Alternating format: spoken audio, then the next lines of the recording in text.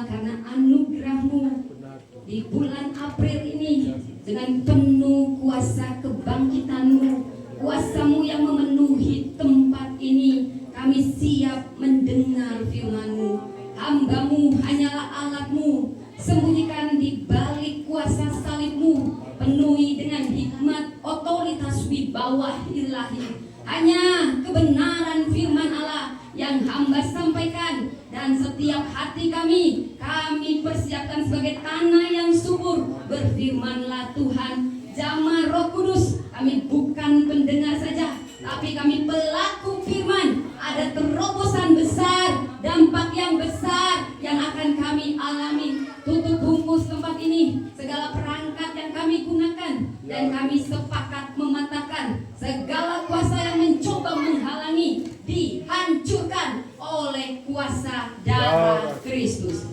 Dalam nama Tuhan Yesus, kami siap mendengar firman-Mu. Amin. Silakan duduk Bapak Ibu. Shalom. Selamat hari Minggu. Siap mendengar firman Tuhan? Amin. Belum terlambat saya ucapkan selamat Paskah. Selamat Paskah. Ya. Dengan semangat Paskah, kita lebih dari pemenang. Diingatkan bahwa tiap tahun kita memulai dan melangkah dari kemenangan karena Yesus sudah menang. Amin. Baik saudara, seperti yang Anda lihat, firman Tuhan saat ini berjudul Suara yang Tuhan Pulihkan. Saudara, puji Tuhan, setelah hampir 2 tahun untuk mendapatkan ide, jadi ini buku saya yang pertama, dan saya persembahkan di hari Kartini. Bukan suatu kebetulan bulan April, bulan Paskah, bulan kuasa kebangkitan Kristus, dan saksi yang pertama adalah perempuan. Bukan suatu kebetulan 21 April setiap kita memperingati hari Kartini. Ini saya persembahkan bukan hanya untuk perempuan, tapi buku ini untuk kita semua. Saudara, sekilas tentang buku ini. Next, tolong doanya, sebentar lagi akan terbit. Kisaran 200 lembar. Saudara, saya janji saya beri 1 untuk siapa yang bisa merangkum. Nanti tanya Pak Bea, ya. Saya kasih 1, sebentar lagi terbit. Kalau di Gramedia harganya kisaran 175.000, saudara. Ya, tapi ini worth it, saudara, ya. Banyak air mata saya dan suami menangis, sama-sama menangis buatnya, saudara, ya. Tapi benar-benar ada pemulihan di sini. Ada suara yang dipulihkan di sini, saudara. Oke, next. Oke, saudara. Sebenarnya ada 5 perempuan dalam buku ini, tapi karena waktu maka saya pilih 3. Kalau saudara, di sini ada 3, mungkin jarang dikotbahkan kecuali Batseba. Tamar jarang, Hagar jarang. Mungkin Anda akan mendengar dari saya yang memang spesialisasinya perempuan di Alkitab. Tahukah saudara, sebelum dunia modern mengenal emansipasi, sebenarnya Alkitab ribuan tahun yang lalu, lebih dulu sudah memulihkan suara perempuan. Wow, saya terkesima dengan Injil, saya terkesima dengan Alkitab. Dari dulu, sebelum dunia modern bergema tentang emansipasi perempuan, suara perempuan sudah lebih dulu dipulihkan Tuhan. Karena kita imago Dei. Apa imago Dei? Laki-laki, perempuan segambar dengan Allah. Allah tidak pernah membedakan laki-laki dan perempuan. Kita segambar. Saudara, saya mau sebut di sini ada 3 perempuan. Mungkin jarang Anda dengar. Tahukah Anda siapa emansipator wanita pertama di Alkitab? Bagi saya, Tamar. Apakah Tamara Blesensky yang mirip saya? Bukan itu. Tamar janda yang dilupakan, biasa saja. Tapi setiap kali saya mau menyerah, saya ingat kisah dia. Siapakah wanita pertama yang dijumpai Tuhan di padang gurun? Yang pertama bukan Hawa, bukan Sarah. Hagar. Siapakah Hagar? Dia bukan orang Israel, dia orang Mesir. Tapi dia yang pertama kali ditemui Tuhan. Semua ini wanita-wanita yang pertama. Kenapa saya menyebut Tamar emansipator wanita pertama? Namanya yang pertama kali disebut di silsilah Kristus yang identik dengan patriarki. Patriarki, baik Nias, baik Batak, itu patriarki kayak Yahudi. Kalau dalam tarung silsilah, nggak perlu ditulis. Tapi Tamar, dia penerobos dan dihargai. Apakah ini seputar bicara aib jadi anugerah? Bukan. Tapi perempuan yang berhati besar, beriman besar, siap ambil resiko. Mereka yang merespon anugerah dengan benar. Sehingga Tuhan bukan sekedar mengubah aib jadi anugerah, tapi yang merespon benar akan memberi terobosan dan mengubah sejarah. Saudara, next. Saudara, kita mulai dengan kisah Tamar. Pesan yang pertama, saudara bisa catat. Tuhan membela yang dibungkam. Saya ulang. Tuhan membela yang dibungkam. Saudara, saya membaca Kejadian 38 seperti membaca sinetron, bahkan lebih indah. Namun kalau lebih dalam, saya ulang. Saya mendapat banyak remah. Dan ayat-ayat yang kita pikir sederhana, numpang lewat, tidak ada mungkin jarang yang mengkhotbahkan Tamar. Mungkin yang diungkit hanya kisah amoral menantu tidur dengan mertua. Tapi ini kisah yang lebih dalam, yang meneteskan air mata. Siapakah Tamar? Dia orang Kanaan, bukan orang Israel. Dia yang dipilih oleh Yehuda. Dia punya suami, dua-duanya jahat. Ada ada Onan. Tahukah Anda? Secantik apapun kita perempuan, prima donna, kita akan malang kalau kita punya suami yang jahat. Anda bisa bayangkan? Mungkin dulu wajah kita prima donnanya kampus, lalu kita menikah dengan pria yang salah. Prima donna akhirnya apa? Merana, saudara. Lihatlah kisah perempuan ini dari kacamata yang berbeda. Kalau dibilang jahat di mata Tuhan, apalagi di mata istrinya. Tahukah Anda? Yang paling merana kalau suami jahat adalah istri lebih dulu. Namun perempuan ini disalahkan untuk bukan apa yang menjadi masalahnya, saudara. Karena perempuan itu beda sama sekarang. Dulu sebelum ada RK Kartini, perempuan gak bisa sekolah, gak bisa ngomong. Bahkan di pengadilan suaranya gak sah. Tapi Tuhan memulihkan suara perempuan. Saksi pertama kebangkitan adalah perempuan. Itulah bukti bahwa Tuhan tidak pernah membedakan laki-laki dan perempuan. Dia melihat kesetiaan hati. Next. Saudara, bila kita telusuri, mungkin sudah pernah saya khotbahkan secara singkat. Dia janda yang disia-siakan. Dia dikasih janji, tapi tidak pernah ingin ditepati. Yehuda seperti menganggap dia janda sial, penyebab kematian anaknya. Padahal anaknya lah yang jahat. Yehuda mengusirnya secara halus. Pergilah ke rumah bapakmu. Dia tidak pernah mau memberi selah. Dia digantung. Tahu saudara, yang paling menyakitkan bukan penolakan, tapi penundaan. Dimanfaatkan dulu, disia-siakan, dijanji-janjikan, ditunda-tunda. PHP. Saya pernah di PHP cowok saya gitu. Syukur saya tak jadi sama dia. Sudah Tuhan tebus dengan yang terbaik suami saya. Ada yang PHP di sini ya, mau PHP sama istri, PHP sama siapapun saudara, gak enak rasanya. Lebih baik jangan manfaatin orang dan jangan beri janji kalau Anda tidak berniat untuk menepatinya. Inilah dirasakan Tamar. Yehuda hanya bertopengkan, nanti kalau anakku besar ku kasih, tapi jauh di lubuk hatinya. Siapa yang peduli sama janda sialan? Janda sialan penyebab anakku dan Onan mati. Tidak akan diberi selah. Bila dalam hatinya lalu memasang muka munafik, pergilah dulu ke rumah orang tuamu. Setelah selah sudah besar, tidak diberikan. Wanita ini menunggu terlalu lama. Wanita ada masa menopause, saudara.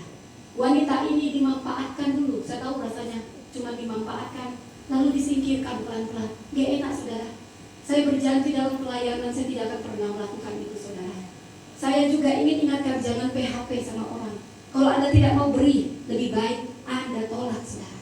Dia terikat hukum oleh pihak yang seharusnya melindungi dia, tapi menggantung dia, maju kena, mundur kena. Kalau nanti dia ambil keputusan, dia yang salah. Itu munafik. Apa yang dilakukan Yehuda munafik dan sangat-sangat menyesakkan dada. Perempuan ini terlalu lama menunggu. Next. Saudara, tahu saudara, pakaian kejandaan adalah pakaian kehormatan. Adalah orang yang berhati besar harus melepaskan pakaian kehormatannya dan menyamar jadi pelacur. Dan dia harus tidur sama orang yang paling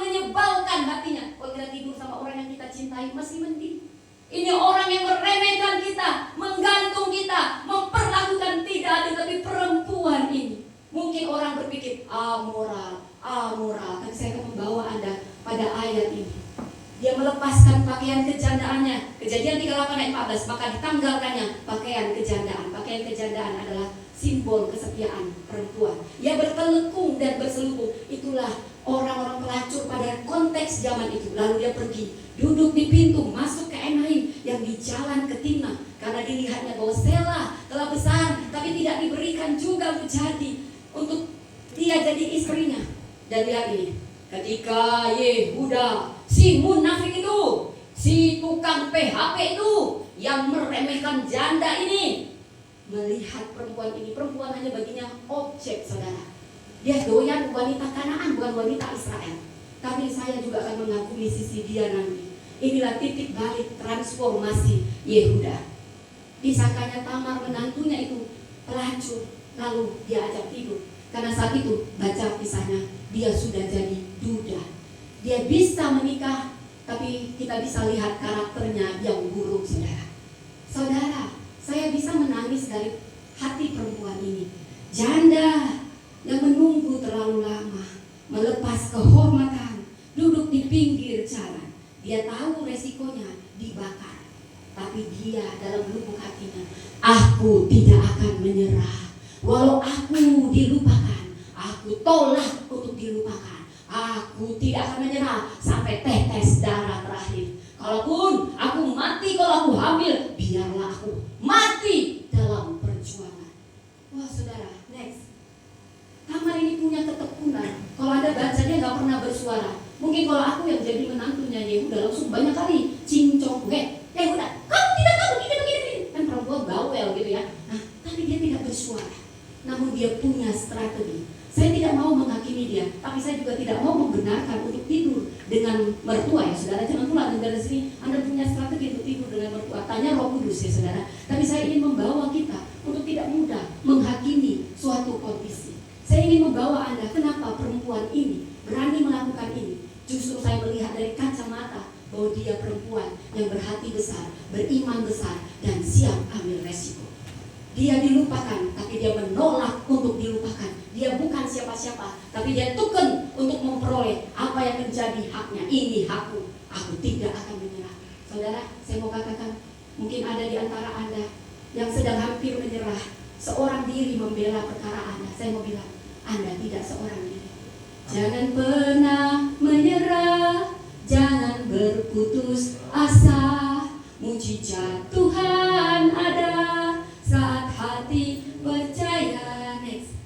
Saudara, saya akan membawa, karena kalau ayatnya terlalu panjang, saya sengaja membuat gambar ini. Dan saya bold kata terakhir, kalimat terakhir. Saya bacakan saudara, Kejadian 38 ayat 18. Tanyanya, apakah tanggungan yang harus kuberikan kepadamu karena mau diajak tidur? Jawab perempuan itu, cap meteraimu serta kalungmu dan tongkat yang ada di tanganmu. Lalu diberikan semuanya itu, lalu menghampirinya.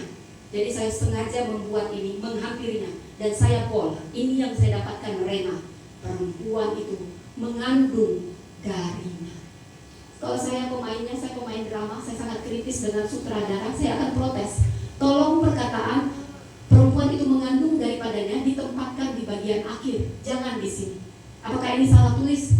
Ini tidak salah tulis. Kalau Anda lompat ke ayat selanjutnya, dia baru tidur, mohon maaf, jangan melihat dari sisi amoral, tapi melihat bagaimana ini bukan masalah seksual amoral, ini masalah kerinduan seorang perempuan yang sangat dalam, disia-siakan, ditunda-tunda, kerinduan yang begitu besar, dan surga menjawabnya seketika itu juga. Saya tahu saya hamil 2 bulan ketika saya di Papua. Kenapa ayat ini harus menekankan ini? Karena surga berpihak pada Tamar. Dia melihat kerinduan perempuan ini yang begitu dalam. Seketika itu juga dia hamil. Saya berdoa saat ini. Mungkin ada yang merindukan keturunan. Saya berdoa, terima saat ini. Tuhan akan menjawab kerinduan lebih dari yang dapat kau pikirkan. Tuhan menjawab, jangan menyerah. Tuhan akan menjawab kerinduanmu lebih dalam lagi. Saya akan bawa Anda ke ayat selanjutnya. Saya sengaja membuat gambarnya seperti saya yang main sinetron. Sutradara sudah bilang, dan perempuan itu mengandung darinya. Saya masih ada di samping pemain Yehuda. Saya mau protes, tapi Tuhan sedang memberi rema. Kerinduan yang dalam ini dijawab seketika itu juga. Sebelum Tamar sendiri tahu dia hamil, dia masih memakai bajunya, tapi Alkitab sudah bilang dia hamil. Saudara, kerinduan Anda pun saat ini akan dijawab Tuhan. Siapa yang percaya, saudara? Amin, saudara. Kerinduan Anda yang dalam itu, percayakah Anda, Tuhan akan menjawabnya double porsi, saudara. Amin, saudara. Lalu bangunlah perempuan itu, lalu pergi, ditanggalkannya telukungnya dan dikenakannya pula pakaian kejandanya. Di situ dia sudah hamil, saudara. Saya tahu hamil 2 bulan. Kenapa saya mau pampangkan ini? Ini bukan masalah amoral menantu dan mertua. Ini lebih dalam soal kebesaran hati perempuan yang disia-siakan. Kerinduan yang amat besar dijawab surga seketika. Saudara, dikatakan lagi di ayat 20 untuk memastikan bahwa ini tidak salah tulis. Adapun Yehuda, baru Yehudanya bangun, Tamarnya udah pergi. Kira-kira begitu kalau main sinetronnya, saudara. Di sini tidak ada dijelaskan. Kenapa saya harus bawa Anda ke sini? Karena ini hal yang sangat berbeda. Tapi tahukah Anda? Next, saya akan membawa Anda kepada Yehuda. Saudara, saya juga mengagumi Yehuda. Yehuda pribadi yang berhati besar. Kenapa Kejadian 38 dibuat di tengah-tengah kisah Yusuf yang begitu luar biasa? Saya pernah tanya kakak rohani saya, kenapa Yesus tidak lahir dari Yusuf, tapi lahir dari Yehuda? Yehuda banyak dosanya, Yehudalah yang menjual adiknya Yusuf. Baca kisahnya di Kejadian 37. Yehuda juga munafik. Dia melihat perempuan sebagai objek, sampai dia mudah sekali dijebak sama menantunya. Dan ketika perempuan ini, suaranya jarang kita lihat, tapi suaranya menggetarkan surga. Ketika orang-orang yang mudah sekali menghakimi, lihat itu, si Tamar menantu Yehuda sudah hamil. Oh, Yehuda gak pernah tanya menantu yang dia sia-siakan. Dialah yang memanasi masyarakat. Bakar perempuan itu, bakar pelacur itu. Dia gak pernah tanya menantu yang dia tunda, dia sia-siakan ini. Apa kabarmu, nak? Betulkah kau bersundal, nak? Orang-orang masih berguncing dan mempertimbangkan. Dia langsung ngomong, bakar perempuan itu. Dia lupa kalau 3 bulan yang lalu dia juga memakai jasa pelacur. Bukankah kita seringkali melihat selumbar di mata saudara kita, tapi balok di mata kita, kita lupa. Jangan Anda pikir orang yang pelacur itu berdosa, pemakai jasanya juga sama dosanya. Makanya Tuhan benci orang-orang yang munafik. Sama seperti wanita yang berzina, Yesus tidak pernah membenarkan dia, tapi menantang balik pertanyaan, siapa yang gak berdosa? Duluan lempar perempuan ini. Kedapatan berzina 2 orang, yang diseret 1 orang. Yesus benci kemunafikan. Dia tahu, dia Tuhan Maha tahu. Itu yang pegang batu ini hari Selasa pakai perempuan ini. Oh, itu yang duluan yang lempar gini. Hari Rabu dia pakai jasa perempuan ini. Tuhan benci kemunafikan. Tapi ketika Tamar menunjukkan bukti, waktu orang siap membakar dia, mau bakar dia gak banyak cincong. Dia hanya menunjukkan barang-barang ini. Dan ketika Yehuda terpilih, dia merespon anugerah itu dengan benar. Roh Kudus menjamah hati Yehuda. Dia jamah, ku jadi baru, dan beri damai di hatiku. Yehuda, si munafik, tersungkur dan malu. Tuhan, di depan beribuan orang aku mau jaga gengsi atau aku ngaku, antara ngaku atau tidak, gengsi atau tidak, makan itu gengsi. Tuhan, aku salah. Tahukah Anda titik balik Yehuda di mana? Saat dia mengaku dosanya. Hanya orang yang berhati besar yang mau mengakui dosa-dosanya, dan hanya orang yang berhati besar yang bisa dipakai Tuhan jadi pemimpin yang besar. Yehuda adalah gambaran kita orang percaya. Setiap kita mungkin punya masa lalu, namun kita juga punya masa depan. Ketika Ketika Roh Kudus menjamah apa yang tersembunyi, akui saudara, supaya Tuhan bisa pakai kita menjadi transformator. Tuhan tidak cari yang sempurna, Dia cari yang mau diubah, dibentuk. Yehuda yang punya banyak kemunafikan, karakter yang buruk, tersungkur. Dia lebih benar daripada aku. Silakan tabloid beritakan berita tentangku. Hei, Yehuda meniduri itu menantunya, gosip hangat. Tidak apa-apa. Saya tidak perlu gengsi di hadapan Tuhan. Aku yang salah Tuhan. Betapa jahat aku sama perempuan ini. Dia begitu berhati besar jadi pelacur, ku tiduri Tuhan. Hanya demi anak, aku yang salah. Perempuan ini lebih benar. Dan Roh Kudus mengubah Yehuda. Itulah kenapa Yesus dari Yehuda, bukan dari Yusuf. Selain kedaulatan Allah, tapi karena Yehuda berespon benar. Saudara, beresponlah benar. Yehuda punya segudang kesalahan. Tapi bila Anda membaca titik baliknya di Kejadian 38, di Kejadian 37, Yehuda brengsek. Tapi setelah lewat Kejadian 38, dia yang dulu egois menjual adiknya, ketika Benyamin diminta, dia yang memberi nyawanya. Ambil nyawaku, jangan adikku Benyamin, nanti bapakku Yakub mati. Dia yang bersuara membela adiknya. Orang yang brengsek ketika mau diubah Tuhan, dipakai menjadi orang yang dahsyat. Setelah Kejadian 38, Yehuda begitu berubah. Dan dijelaskan di ayat itu, dan dia tidak lagi bersetubuh dengan menantunya. Dulu dia melihat wanita seperti objek. Dulu dia mudah mendakwah, namun sekarang dia lebih melihat dirinya. Saudara, kalau orang sudah diubah Tuhan, dia akan menjaga integritasnya. Walaupun enak, dulu doyan yang gak enak, ketika Roh Kudus mau, jangan keraskan hatimu, biar Roh Kudus mengubah. Tuhan tidak cari yang sempurna, tapi yang mau diubah. Maka Yesus berasal dari singa dari Yehuda. Next, saudara, karena apa? Karena ada seorang perempuan yang tidak mau menolak untuk dilupakan. Ku tak akan menyerah. Kau boleh melupakanku, aku tolak untuk dilupakan sampai tetes darah terakhir.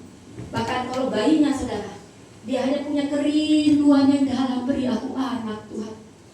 Bela kasusku, Tuhan beri 2 anak kembar. Bahkan di situ Tuhan akan berbicara, kenapa harus ada kisah Peres dan Zera, yang seharusnya Zera anak sulung, tapi akhirnya Peres menerobos sehingga dia yang jadi masuk garis Mesias. Itulah Tamar. Maukah Anda menjadi orang yang tidak menyerah? Tuhan akan ubah dan memberi terobosan. Amin saudara. Amin. Mau? Mau. Oke saudara. Yang kedua, mungkin jarang kita mendengar kisah Hagar. Sekilas tentang Hagar, dia hanya budak Mesir, bukan orang Israel. Dia budaknya Sarah. Dia adalah korban sistem hierarki. Karena sabar, karena Sarah dan Abraham tidak sabar. Mereka hanya memanfaatkan budak ini. Budak dulu tidak punya hak. Hagar ini sudah orang asing, orang Mesir, budak pula. Sudah budak perempuan pula. Kenapa saya harus katakan? Dia punya 3 kerentanan dibungkam. Gak punya hak, gak boleh ngomong. You are nobody. Ketika dia diperalat, hanya sekedar diperalat tubuhnya menjadi alat reproduksi. Dia gak pernah ditanya. Mungkin dia punya salah pada Sarah, namun dia ditindas. Saya tahu rasanya hamil saudara. Buat perempuan yang hamil itu sensitif banget. Sampai ini budak, dia tahu dia budak, dia tidak terlihat, dia hampir lari ke padang gurun. Kenapa? Karena begitu sakit saudara. Namun tahukah Anda, perempuan budak yang bukan siapa-siapa ini, dialah perempuan pertama yang dijumpai Tuhan. Di mana? Apakah di kemah Abraham yang katanya bapak orang beriman? Tidak. Di mana? Di padang gurun. Dalam titik terendahnya ditindas. Dia menangis di padang gurun. Siapakah yang mencari dia? Dia yang mencari Tuhan atau Tuhan mencari dia? Tuhan yang mencari dia. Hagar, kau mau kemana? Kau dari mana? Hambanya Sarah. Aku ditindas Tuhan. Dia peka. Ini suaranya Tuhan, orang Israel. Tuhan memberi dia janji, menguatkan dia kembali pada nyonya. Saudara, mungkin Anda biasa nggak dilihat. Aku biasa nggak dilihat Tuhan. Aku bukan siapa-siapa. Aku ini budak. Aku hanya diperalat Tuhan. Aku hanya dimanfaatkan, dibuang kalau nggak suka. Siapa aku Tuhan? Sehingga kau mau melihat aku. Aku biasa nggak dilihat Tuhan. Dalam air matanya dia berkata, kau Bapakku yang baik, mengerti bahasa tetesan air mata. Dia menangis Tuhan.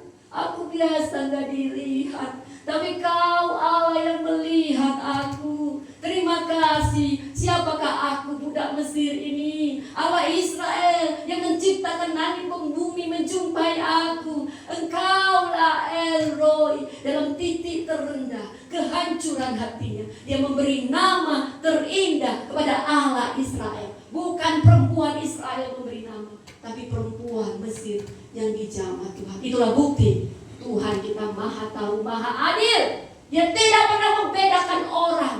Dia dekat kepada orang-orang yang remuk hati, hancur hati. Tidak peduli apakah karena kesombongan Anda, apakah karena kesalahan Anda. Selama Anda remuk hati, sebenarnya Tuhan dekat sama kita. Berikan dia nama terindah. Apapun yang menjadi problem, Tuhan tidak pernah membedakan. Dia melihat yang tidak dilihat. Bahkan 2 kali next, dia diusir. Tahukah Anda, Ismail dan Hagar tidak diberi sedikit pun harta. Tapi kita boleh jujur, mereka adalah saudara kita, kaum Kedar. Mereka tetap diberkati karena janji ini. Janjinya sebenarnya untuk Sarah, tapi dia melihat orang-orang yang sekedar dimanfaatkan. Sekalipun dia tidak masuk hitungan, tapi dia tidak pernah memperlakukan pribadi sebagai barang, sebagai objek. Dia melihat setiap hati kita yang luka, yang biasa nggak dilihat, saudara, tidak pernah luput dari mata Allah. Jangan berkecil hati. Kalau Anda pernah merasakan tidak dilihat, serahkan pada Tuhan. Kau akan memberi nama yang terindah buat dia. Dia dekat dengan orang yang remuk hati. Next. Dan yang terakhir, pesan yang ketiga. Mungkin kita selalu membahas Daud. Ceritanya dia jatuh di sini. Tapi saya mau katakan pesan yang ketiga. Tuhan menebus yang dirusak. Tidak ada yang bertanya suara Batseba. Saya pernah bertanya sama kakak rohani saya, kenapa dari sekian banyak istri Batseba? Kenapa? Istrinya Daud, kenapa mesti Batseba? Buat malu. Kenapa harus ada nama Uriah? Karena Tuhan sedang menebus yang dirusak. Beda memulihkan dengan menebus. Kalau dipulihkan hanya kembali kepada posisi semula. Tapi kalau ditebus, dia yang bukan siapa-siapa akan Tuhan pakai dahsyat. Dia punya cerita. Kata akhirnya ada pada Tuhan. Tidak ada yang tanya suara Batseba. Bahkan ada pilihnya wanita penggoda. Batseba lah yang menggoda. Batseba tidak pernah menggoda. Dialah korban power abuse-nya Daud. Hati-hati saat Anda berkuasa. Itu ujian yang paling fatal. Anda yang biasa juga takut Tuhan, saat berkuasa, kedok Anda akan ketahuan kalau Anda tidak jaga integritas. Bahkan banyak korban yang akan jatuh. Tahu Anda, Batseba lah korban yang paling fatal. Kehilangan suami, dilecehkan. Dia nggak pernah ditanya mau nggak ditidurin. Belum tentu dia mau ditidurin. Tapi Daud seperti Tuhan karena raja. Namun Daud punya istri, tahu Anda, saingan istri-istri itu lebih jahat ya. Seperti Sarah bisa menindas Hagar. Jadi jangan pernah lukai istri Anda ya. Jangan pernah mau buat istri ya. Wah, itu persaingannya ngeri, saudara ya. Cukuplah satu istri Anda, saudara. Tahu Anda, kalau punya banyak istri, antara istri itu bersaing. Yang perempuan pun benar, malah perempuan yang menjatuhkan karena dianggap saingan. Saya tahu pasti perempuan ini menyimpan banyak air mata, banyak penghakiman dasar penggoda, wanita penggoda, rasain Anda mati. Rasain suamimu mati, penggoda raja kami, penggoda. Tapi kenapa perempuan ini yang jadi ibu suri? Karena Tuhan beda cara lihatnya dengan cara lihat kita. Dia melihat hati yang paling dalam. Batseba hancur, tapi dia tidak pernah kepahitan. Kita bisa melihat ketekunan Batseba next. Dan disinilah dia terpilih. Bukan sekedar karena ini kisah kontroversial, tapi dia wanita yang berhati besar. Tidak pernah ada kepahitan dari mulutnya. Dan tahukah Anda, sekalipun demikian saya mengagumi sosok Daud. Next, tahukah Anda, disinilah titik balik Daud. Daud yang katanya, hati-hati saudara, Daud jatuh dalam kenyamanan bukan saat mengalahkan Goliat. Musuh terutama kita adalah kenyamanan. Namun saya salut dengan Daud.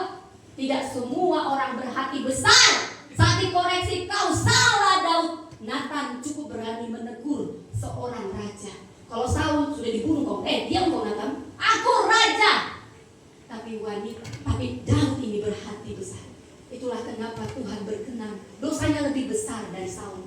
Karena Tuhan tidak melihat seberapa dosa kita, tapi dia melihat hati yang hancur. Bukan mencari yang sempurna sekali lagi, tapi saat dikoreksi, jangan keraskan hatimu.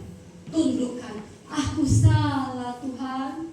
Aku yang jahat sama Batseba. Aku bertopengkan kemunafikan. Seorang raja mengambil janda, prajuritnya yang mati. Hebat Daud. Padahal aku yang gak bisa jaga mata Tuhan.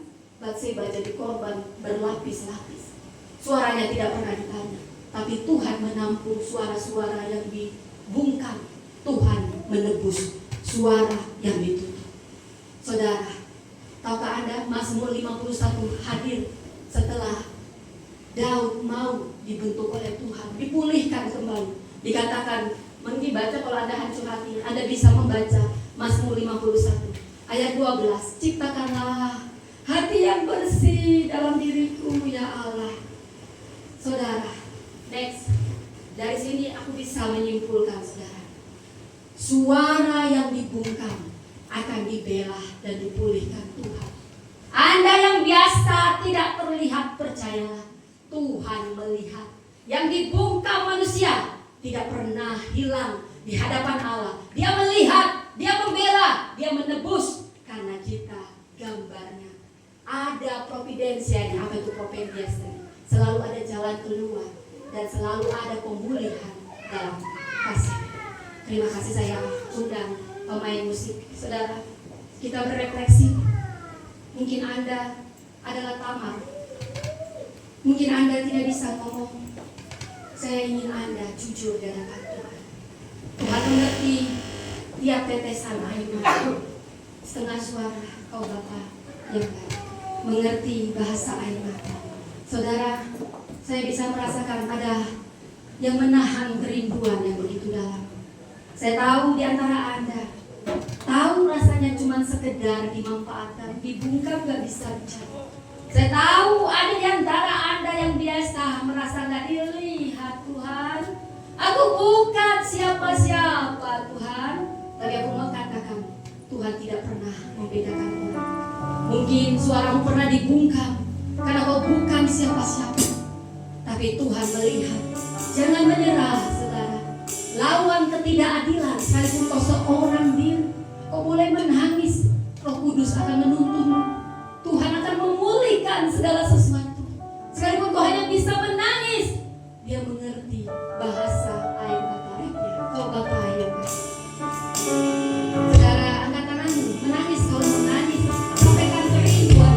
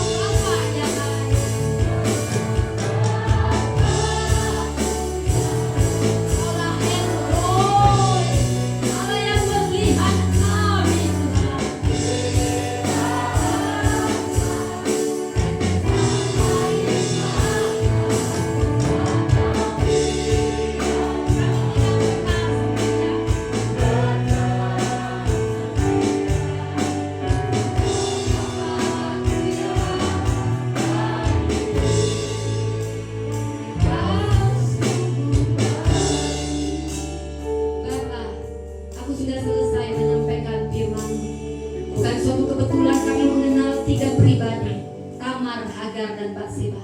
Mungkin kami dalam konteks yang berbeda, tapi kami mau ditransformasi seperti Yehuda dan Daud. Kami mau dipulihkan, kami mau ditebus keadaannya.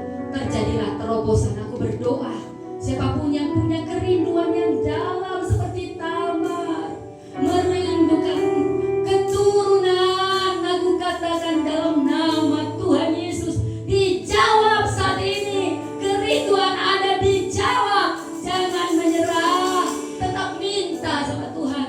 Jadi sesuai imanmu. Siapapun yang merasa tidak dianggap, engkau pribadi berharga, jangan menyerah.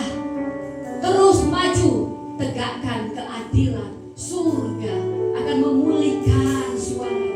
Surga melihat dan berperang untukmu.